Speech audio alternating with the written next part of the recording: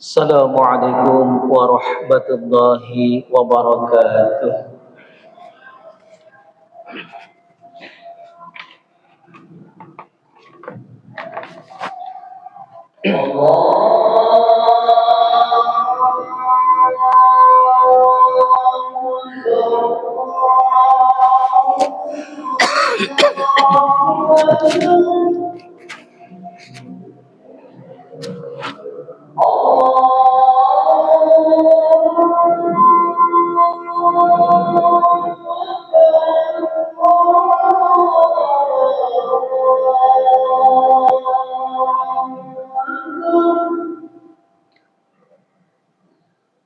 أشهد أن لا إله إلا الله. أشهد أن لا إله إلا الله.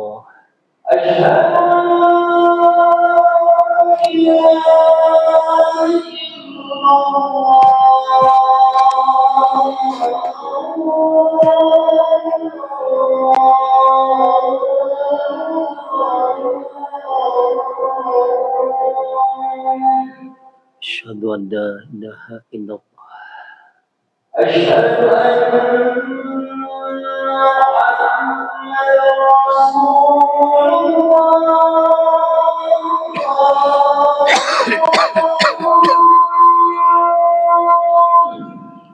أشهد أن محمدا رسول الله. أشهد أن محمدا رسول الله.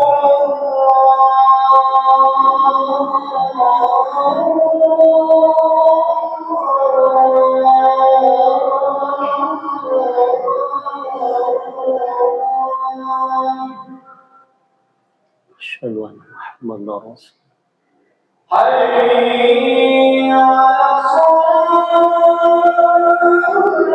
الله.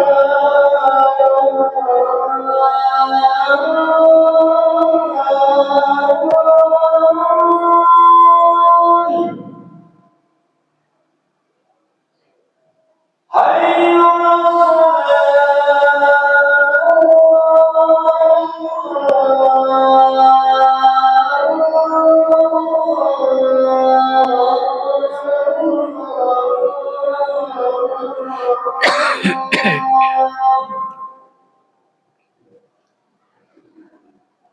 على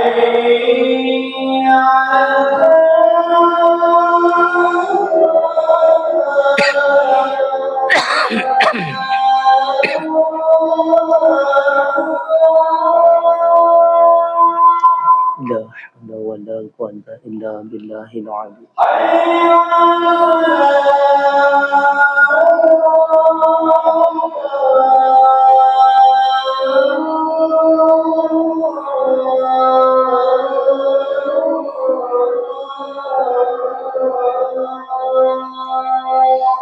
لا حول ولا قوة.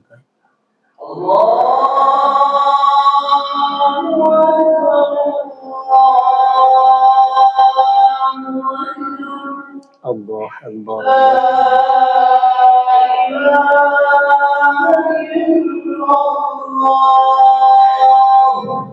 لا لا محمد رسول الله.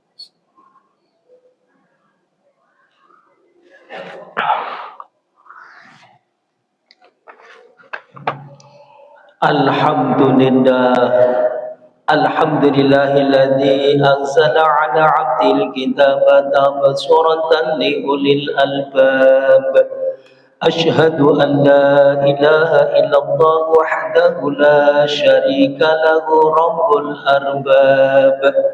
Alladzi khada'at li'azamatihi ar-raqab. وأشهد أن محمدا عبده ورسوله المبعوث إلى خير أمة بأفضل كتاب. اللهم صل وسلم وبارك على محمد وعلى آله وصحبه الأحباب. أوصيكم ونفسي بتقوى الله. فقد فاز المتقون. قال الله تعالى في كتابه الكريم: أعوذ بالله من الشيطان الرجيم. يا أيها الذين آمنوا اتقوا الله ولتنظر نفس ما قدمت لغد واتقوا الله إن الله خبير بما تعملون. وقال الله تعالى أيضا: ونريد أن نمن على الذين استضعفوا في الأرض ونجعلهم أئمة ونجعلهم الوارثين. Shadaqallahul Azim. Ma'asyiral muslimin wa zumratal mu'minin, sidang salat Jumat yang dirahmati Allah. Mari kita awali khutbah Jumat ini dengan kalimat syukur alhamdulillahirabbil alamin atas segala nikmat dan karunia yang telah Allah berikan kepada kita semua, khususnya nikmat kemerdekaan. Dengannya kita semua bisa beraktivitas dengan tenang tanpa kekhawatiran adanya penindasan orang lain. Salawat dan salam semoga senantiasa tercurah kepada Nabi Muhammad SAW beserta keluarga dan para sahabatnya. Selanjutnya mari kita bersama-sama menjadikan nikmat kemerdekaan ini sebagai momen untuk terus meningkatkan keimanan dan ketakwaan kepada Allah Subhanahu wa Ta'ala. Karena dengan takwa kita tidak hanya terbebas dari belenggu para penjajah, tapi juga terbebas dari belenggu hawa nafsu dan keinginan yang tidak diridhoi olehnya. Ma'asyiral muslimin, sidang salat Jumat rahimakumullah. Setiap kali kita memasuki bulan Agustus, kita kembali diingatkan pada sebuah nikmat besar yang bernama kemerdekaan. Dengan kemerdekaan kita dapat hidup dengan aman, beribadah dengan tenang, bekerja, belajar dan menentukan masa depan bangsa sendiri. Tetapi tanpa kemerdekaan kita tidak akan merasakan semua itu. Al-Quran pernah memberikan gambaran perihal perjuangan manusia yang tertindas pada masa Nabi Musa alaihissalam, perihal bagaimana Bani Israel yang berada di bawah kekuasaan Firaun diperlakukan dengan kejam, sewenang-wenang, dilemahkan, bahkan anak laki-laki mereka dibunuh. Dalam keadaan itulah Allah kemudian memberikan pertolongan dan membebaskan mereka dari penindasan. Hal ini sebagaimana ditegaskan dalam Al-Quran surah Al-Qasas ayat 5. A'udzu billahi minasyaitonir rajim. Wa nuridu an namunna 'alal ladzina istud'ifu fil ardi wa lanaj'alahum a'immatan wa naj'alahumul warisin. Yang artinya, kami berkehendak untuk memberi karunia kepada orang-orang yang tertindas di bumi Mesir itu, menjadikan mereka para pemimpin dan menjadikan mereka orang-orang yang mewarisi bumi. Al-Quran surah Al-Qasas ayat 5. Meski ayat ini berbicara tentang Bani Israel dan pertolongan Allah pada mereka pada penindasan Fir'aun, di dalamnya terdapat sebuah pesan penting yang sangat relevan dengan momentum peringatan kemerdekaan Republik Indonesia yang ke-81 ini, bahwa Islam tidak membenarkan adanya penindasan serta menegaskan bahwa terbebas darinya merupakan sebuah karunia besar dari Allah. Namun apa makna kemerdekaan hakiki dalam Islam? Ma'asyiral muslimin rahimakumullah, dalam kitab Huriyatul Insan fi dhilli ubudiyatillah dijelaskan bahwa kemerdekaan hakiki dalam Islam setidaknya dapat dimaknai sebagai dua pengertian. Pertama, kemerdekaan fisik, yaitu ketika seseorang memiliki kebebasan untuk menentukan sikap dan tindakannya tanpa adanya paksaan maupun penindasan dari pihak-pihak lain. Hal ini sebagaimana dijelaskan dalam kitab Huriyatul Insan fi dhilli ubudiyatillah halaman 21 sampai 22 dikatakan di sana, Kemerdekaan terkadang dimaksudkan sebagai kemampuan seseorang untuk menentukan keputusan perilakunya yang berkaitan dengan dirinya sendiri berdasarkan kehendak pribadinya, tanpa adanya paksaan dari orang lain yang sejenis dengannya. Penjelasan tersebut menunjukkan bahwa kemerdekaan fisik pada dasarnya memberikan ruang kepada kita semua untuk dapat menentukan kehidupan sendiri tanpa berada di bawah paksaan orang lain. Kemerdekaan fisik ini mencakup terbebasnya manusia dari berbagai bentuk penjajahan, penindasan, paksaan, perbudakan, dan kesewenang-wenangan pihak-pihak lain. Sehingga dengan kemerdekaan tersebut, kita bisa bebas menentukan tempat tinggal dan pekerjaan tanpa paksaan dari pihak lain. Kita juga bebas menjalankan aktivitas sehari-hari tanpa adanya ancaman. Bahkan kita juga bebas menyampaikan pendapat tanpa adanya intimidasi, serta bebas memperoleh hak-hak dasar seperti pendidikan, keamanan, kesehatan, dan perlindungan hukum. Kemudian yang kedua, yaitu kemerdekaan secara non-fisik, yaitu kemampuan manusia untuk mengendalikan dirinya sendiri serta menyelaraskan keputusan akal dengan keinginan jiwa, sehingga muncullah keputusan yang tidak didasari oleh hawa nafsu.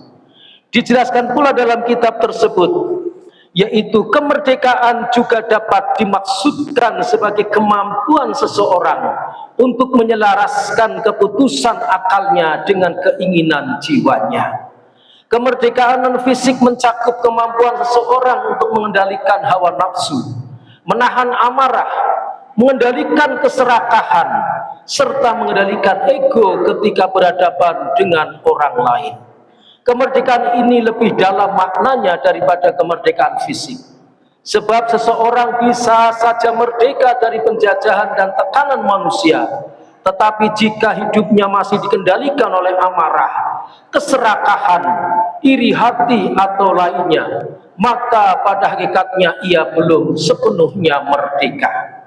Oleh sebab itu Al-Quran mengingatkan agar kita tidak menjadikan hawa nafsu sebagai pengarah diri, karena jika ia dibiarkan menguasai diri kita, ia dapat menjerumuskan kita ke jalan yang salah. Allah SWT mengingatkan dalam Al-Quran, A'udzu billahi minasyaitonir rajim, wala tattabi'il hawa fayudilluka an sabilillah, dan janganlah mengikuti hawa nafsu karena akan menyesatkan engkau dari jalan Allah. Al-Quran surah Shad ayat 26. Ma'asyiral muslimin, sidang salat Jumat yang berbahagia, dari sinilah kita dapat memahami bersama bahwa kemerdekaan secara hakiki memiliki dua aspek. Pertama, merdeka secara fisik. Kedua, merdeka secara non-fisik. Kemerdekaan pertama membuat manusia tidak hidup di bawah penjajahan dan kesewenang-wenangan manusia lain. Sedangkan kemerdekaan yang kedua membuat manusia tidak menjadi budak dari keinginan dirinya sendiri. Namun pertanyaannya sekarang, sudahkah kita benar-benar merdeka? Sudahkah kita terbebas dari penindasan pihak-pihak lain, dari kesewenang-wenangan dan perlakuan tidak adil, dan dari segala bentuk tekanan yang merampas hak kita? Atau sudahkah kita merdeka dari penindasan yang berasal dari dalam diri kita sendiri, seperti hawa nafsu, keserakahan, amarah, iri hati, dan keinginan untuk selalu mengikuti apa yang kita sukai? Jika belum, sudah saatnya momentum kemerdekaan ini membangkitkan semangat kita dengan dua cara. Yang pertama, melawan segala bentuk kezaliman, tentunya dengan cara pilih hikmah, wal mau'izatil hasanah wajadilhum billati hiya ahsan, atau bentuk lain yang konstruktif. Yang kedua adalah melatih mengendalikan hawa nafsu agar kita tidak menjadi budak keinginan kita sendiri. Dengan demikian, kemerdekaan tidak hanya kita nikmati sebagai sebuah bangsa, tapi juga sebagai pribadi yang mampu hidup dengan bermartabat dan luhur. Demikian adanya khutbah yang bisa kami sampaikan pada kesempatan ini perihal kemerdekaan yang hakiki dalam Islam. yang perlu kita renungkan bersama. Semoga menjadi khutbah yang membawa berkah dan manfaat bagi kita semua, diri dan bangsa kita tercinta. Allahumma amin. A'udzu billahi minasyaitonir rajim. Walau anna ahlal qura amanu wattaqaw la fatahna 'alaihim barakatim minas samaa'i wal ardh. Barakallahu li wa lakum fil Qur'anil azim wa nafa'ani wa iyyakum bima fihi minal ayati wa dzikril hakim wa taqabbalallahu minna wa minkum tilawatahu innahu wal ghafurur rahim wa qur rabbighfir warham wa anta khairur rahimin.